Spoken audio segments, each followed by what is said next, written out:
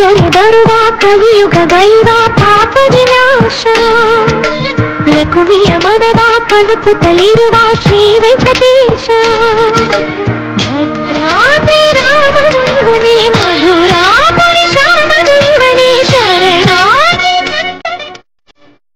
ನಮಸ್ಕಾರ ವೀಕ್ಷಕರೇ, welcome to my channel ಉದ್ಬೂರಿನ ಚರಿತ್ರೆಯ ಪುಟಗಳು.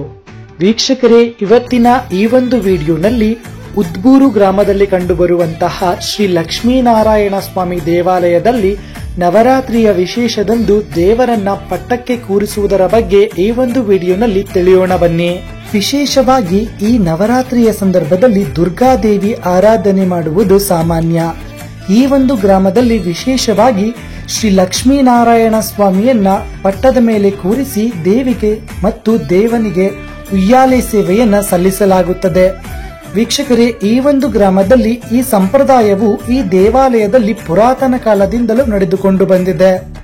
ಈ ದಿನದಂದು ಲಕ್ಷ್ಮಿ ಮತ್ತು ಪದ್ಮಾವತಿಗೆ ವಿಶೇಷವಾದ ಪೂಜೆ ಪುನಸ್ಕಾರಗಳು ದೇವಾಲಯದಲ್ಲಿ ಜರುಗುತ್ತವೆ.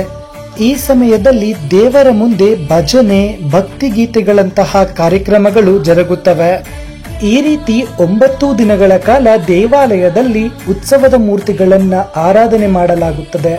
ಬಳಿಕ ವಿಜಯದಶಮಿ ದಿನ ಲಕ್ಷ್ಮಿ ಮತ್ತು ಪದ್ಮಾವತಿ ಸೇರಿದ ನಾರಾಯಣನನ್ನು ಗ್ರಾಮದ ಶುರುವಿನಲ್ಲಿ ಕಂಡುಬರುವಂತಹ ಬನ್ನಿ ವೃಕ್ಷದ ಬಳಿ ಕೊಂಡೊಯ್ದು ಪೂಜೆ ಪುನಸ್ಕಾರಗಳನ್ನ ಸಲ್ಲಿಸಿ ಮತ್ತೊಮ್ಮೆ ದೇವಾಲಯಕ್ಕೆ ಬರಮಾಡಿಕೊಳ್ಳಲಾಗುತ್ತದೆ. ಈ ಶರನ್ನವರಾತ್ರಿಯ 9 ರಾತ್ರಿಗಳ ಕಾಲ ಗರ್ಭಗುಡಿಯಲ್ಲಿರುವ ಶ್ರೀ ನಾರಾಯಣ ಸ್ವಾಮಿಗೆ ವಿಶೇಷ ಅಲಂಕಾರ ಮಾಡಲಾಗುತ್ತದೆ. ಜೊತೆಗೆ ಶ್ರೀ ಲಕ್ಷ್ಮೀನಾರಾಯಣ ಸ್ವಾಮಿಗೆ ಆರತಿಯ ರೂಪದಲ್ಲಿ ಪಂಜಿನ ಸೇವೆಯನ್ನ ಮಾಡಲಾಗುತ್ತದೆ. ಇದು ಈ ನವರಾತ್ರಿಯ ದಿನಗಳಲ್ಲಿ ನಡೆಯುವ ವಿಶೇಷತೆಯಾಗಿದೆ. ಶ್ರೀಭೂ ಸಮೇತ ನಾರಾಯಣನನ್ನು ನೋಡಲು ಗ್ರಾಮಸ್ಥರು ಈ ನವರಾತ್ರಿಯ ಸಂದರ್ಭದಲ್ಲಿ ದೇವಾಲಯದಲ್ಲಿ ನೆರೆದು ಕೋರಿಕೆ ಅಭಿಷ್ಟಗಳನ್ನ ಪ್ರಾರ್ಥನೆ ಮಾಡಿಕೊಳ್ಳುತ್ತಾರೆ.